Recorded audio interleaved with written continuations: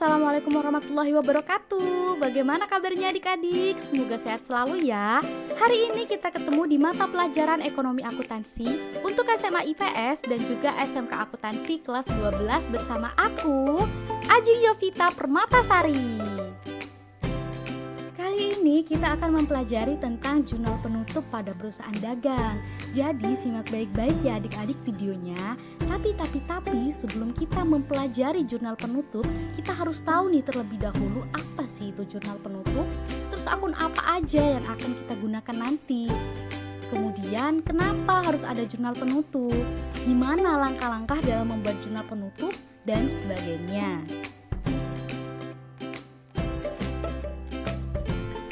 Jurnal penutup adalah jurnal yang dibuat untuk memindahkan saldo perkiraan sementara ke perkiraan tetap pada akhir periode akuntansi.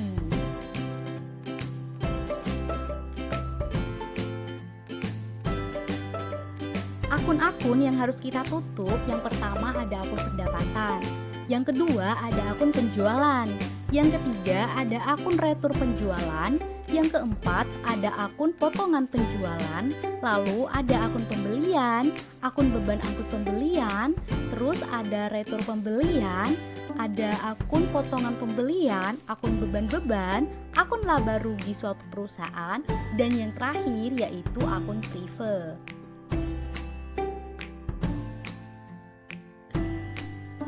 Pentingnya membuat jurnal penutup pada suatu perusahaan, yang pertama, agar akun pendapatan dan juga akun beban itu tidak bercampur aduk dengan jumlah nominal dari pendapatan dan beban pada tahun selanjutnya.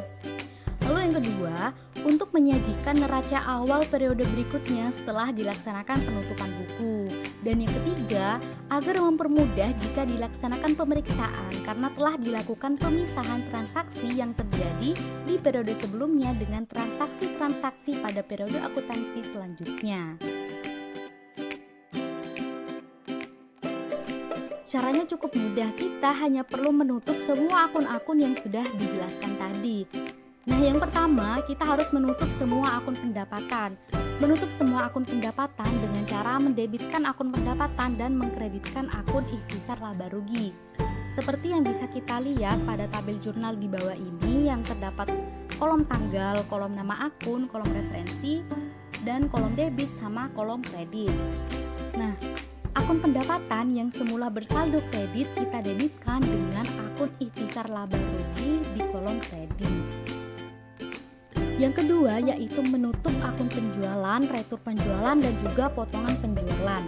Nah, akun penjualan yang bersaldo kredit akan kita debitkan, sedangkan akun retur penjualan dan akun potongan penjualan yang bersaldo debit akan kita kreditkan.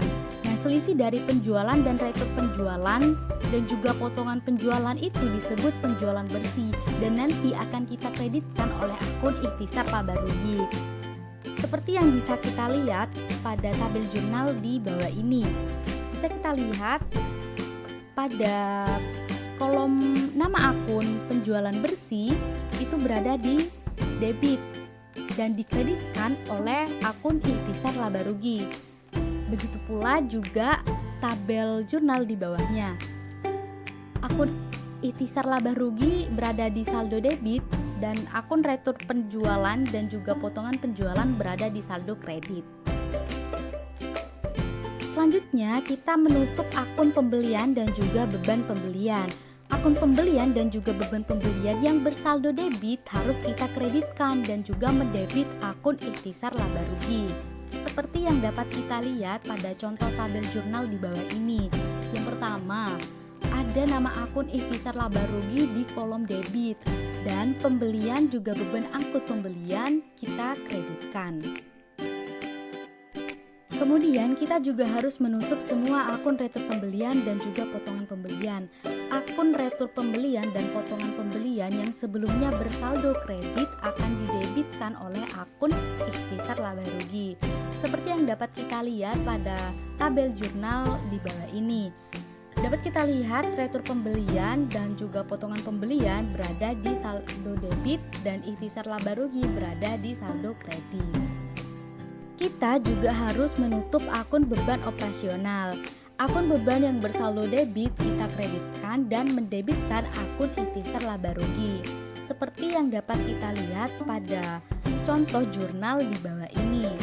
Akun ikhtisar laba rugi berada di kolom debit dan akun beban-beban operasional berada di kolom kredit. Kita juga harus menutup akun ikhtisar laba rugi. Nah, menutup akun ikhtisar laba rugi dengan cara memindahkan saldonya ke akun modal. Maksudnya gimana tuh?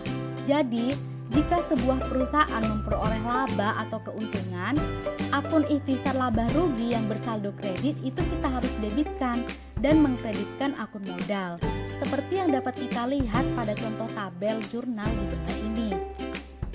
Akun ikhtisar laba rugi berada di kolom debit dan akun modal berada di kolom kredit. Lalu bagaimana jika suatu perusahaan mengalami kerugian? Maka akun ikhtisar laba rugi yang tadinya bersaldo debit harus kita kreditkan dan mendebitkan akun modal. Seperti yang dapat kita lihat pada tabel jurnal di bawah ini. Akun modal berada di kolom debit dan akun ikhtisar laba rugi berada di kolom kredit.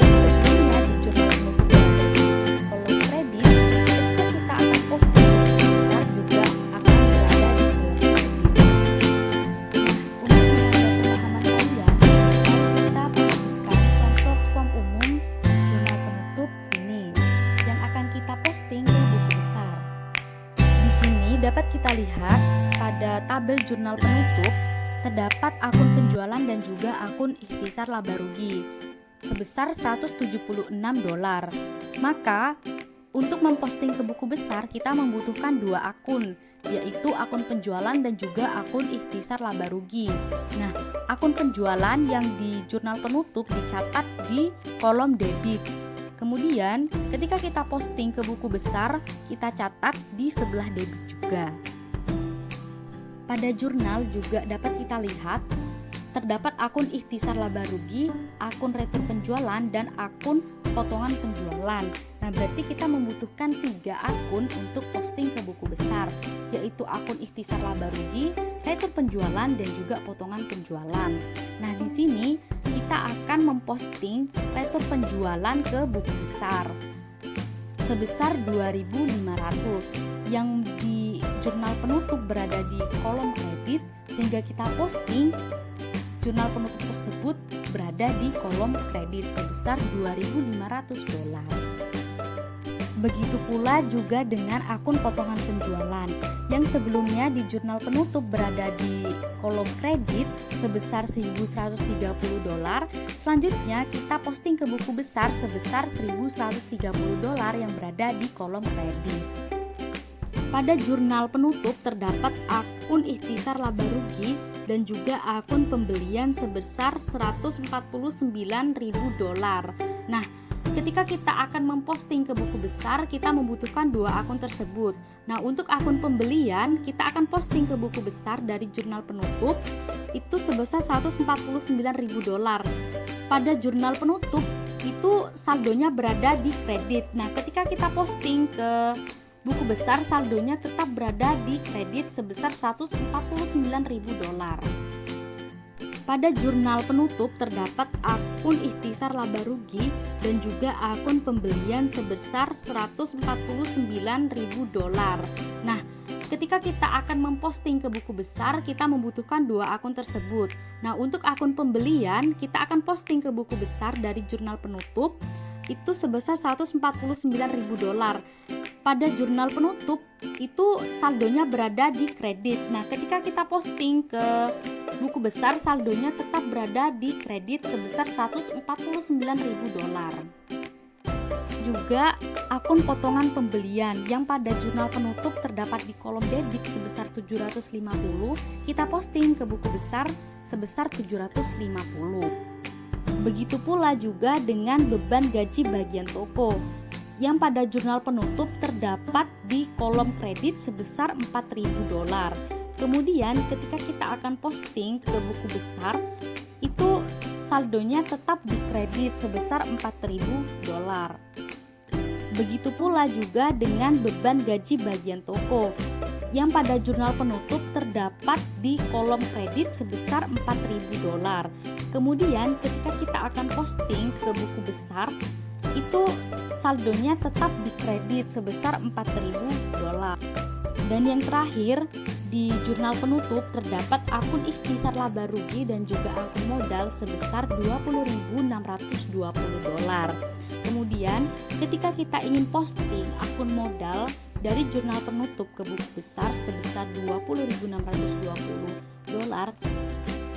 Nah, dari tadi kan banyak tuh akun ikhtisar laba rugi di jurnal penutup. Ketika kita akan posting ke buku besar, kita tetap memperlakukan akuntansinya itu sama, yaitu ketika akun ikhtisar laba rugi berada di kolom debit di jurnal penutup, maka ketika kita posting ke buku besar juga harus berada di kolom debit. Seperti yang dapat kita lihat pada tabel jurnal berikut ini. Dan materi terakhir kita pada video hari ini adalah tentang neraca saldo setelah penutupan. Neraca saldo setelah penutupan merupakan daftar akun dan saldonya pada awal periode berikutnya sebagai dasar pencatatan periode tersebut. Tujuan dibuatnya neraca saldo setelah penutupan adalah untuk memastikan jumlah aktiva dan juga jumlah pasifanya itu adalah sama atau balance. Bagaimana adik-adik? Cukup mudah untuk dipahami ya materinya? Kalau masih belum paham, video ini bisa kalian ulang-ulang kembali dan kalian juga bisa melihat sumber belajar lainnya yang bisa membantu kalian dalam memahami siklus penutupan akuntansi pada perusahaan dagang. Thank you for watching and see you next video. Wassalamualaikum warahmatullahi wabarakatuh.